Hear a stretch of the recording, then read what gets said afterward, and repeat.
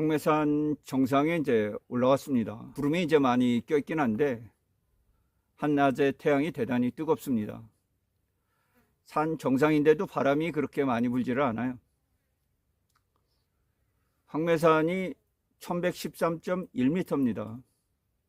꽤 높은 데까지 올라왔죠. 요즘 등산을 잘해요.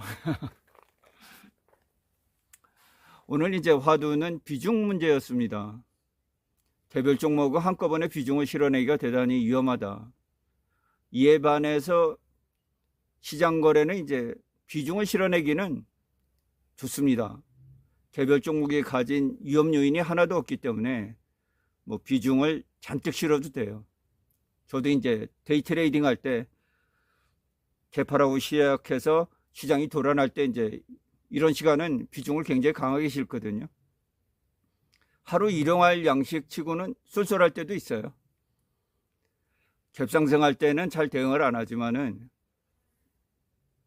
이 개파락 할 때는 대응을 잘해요. 물론 이제 하루 종일 증시가 폭락할 때는 대응을 조심스럽게 해야죠. 상승하는데 이제 중간중간에 이렇게 하락하는 날들이 있잖아요. 이럴 때는 개파락이 대응이 좋아요. 근데 추세적으로 하락할 때는 개파락에 대응을 하면 추가적으로 더 하락할 우려가 있으니까 이때 또 추세를 파악해서 조심을 해야 되죠.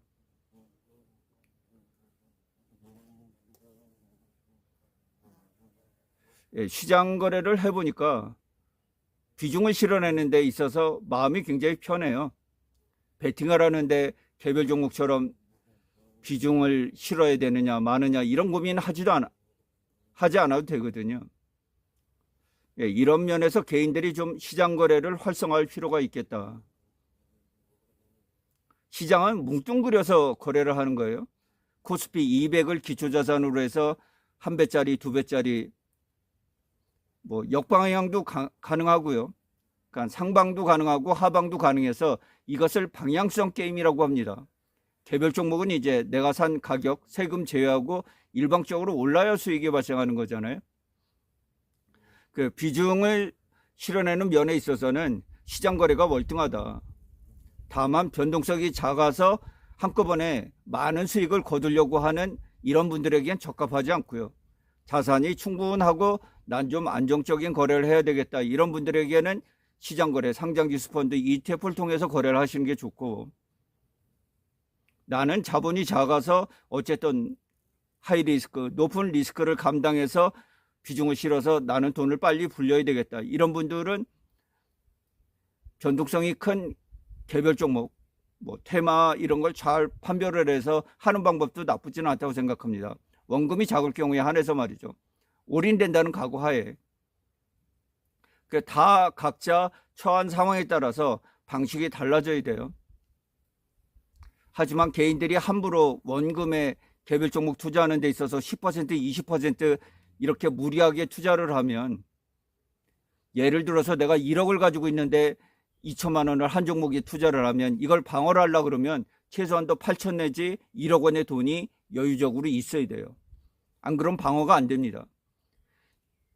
30%, 40%, 3천, 4천 이렇게 비중을 실어놓으면 방어가 안 돼요. 한번 생각을 해보세요. 제가 비중을 실었어요. 1억으로 5천만 원을 투자했는데 이 종목이 20% 하락을 해요. 그럼 나머지 5천원을 가지고 비중을 실는다고 해도 마이너스 10%밖에 안 돼요. 그러면 5천 가지고 20% 손실이 1억 가지고 10%로 줄긴 하지만은 10%는 극복이 어렵거든요. 안 돼요. 어쨌든지 간에 내가 손실해서 빠져나오려고 하면 마이너스 5% 이내로 들어가야 돼요. 이 물타기 시점을 잘 잡아서 내가 한 방에 물타기를 했는데 다음에 주가가 반등을 해서 5% 정도는 올라와 주는 타점에 내가 물타기를 들어가야 돼요. 물타기는 함부로 하는 게 아니고 굉장히 신중하게 타점을 골라서 이 부분을 해야 돼요. 기다렸다가 막바지에 이 타점을 잡아서 물타기를 해야 되는데 개인들이 이런 부분에 대단히 취약해요. 제가 보면 원금 대비해서 비중을 마음대로 싣고요. 또 물타기를 마음대로 해요. 그러니까 계획이 없는 거죠. 그래서 실패하는 경우가 많이 있어요. 비중에 대해서 개인들이 좀 연구를 해볼 필요가 있고, 개별 종목에서 나는 위험을 좀 감내하기가 싫다. 뭐 유상증자나 감자나 회사 대표나 임직원들의 횡령 배임이나 뭐 여러 가지 개별 종목에서 벌어지는 악재들, 이런 부분들을 내가 감내하기 싫다 그러면 시장 거래로 움직이면 돼요. 밸류업을 기초자산으로 하든, 코스피 지수를 기초자산으로 하든, 코덱스 200을 기초자산으로 하든, 코스닥 지수를 기초자산으로 하든, 코덱스 150을 기초자산으로 하든, 이런 데서 파생된 상품을 거래하면 된다, 이런 얘기예요. 여기는 비중을 마음대로 실어도 돼요. 위치 선정만 잘하면 되죠, 이 부분은. 항시, 추세, 이평선, 이런 부분들을 날마다 부지런히 체크를 하시면 됩니다.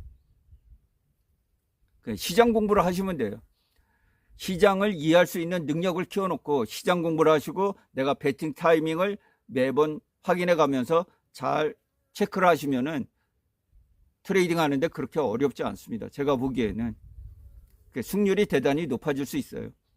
그렇게 되면 일용할 양식 거두는 것은 그렇게 어렵지 않습니다. 주중에 열심히 공부하시고 투자하시고 주말에 하루 정도는 이렇게 자연 속에 오셔가지고, 사람 많은데 말고요, 복잡한데, 뭐 물론 젊은 분들은 그런 데가 좋겠지만은 자연 속에서 산에서 불어오는 산바람도 쐬고, 우리 눈에 거슬리는 게 없잖아요. 자연에 나오면